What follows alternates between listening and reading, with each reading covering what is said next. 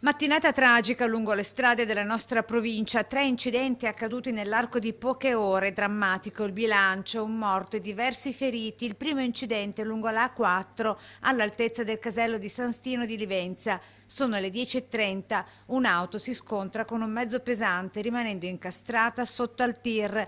Morto l'automobilista che era alla guida, chiusa l'entrata di San Stino in direzione Trieste e istituita l'uscita obbligatoria sempre a San Stino. 7 chilometri di coda e traffico bloccato e congestionato per ore. Nella stessa ora, alle 10:30, a Marghera, in zona Catene, in via Trieste, è investito un pedone. Si tratta di un 83enne falciato da un'auto in corsa mentre stava attraversando la strada. L'anziano è stato ricoverato all'Angelo con un codice rosso. Le sue condizioni di salute sono tuttora gravissime.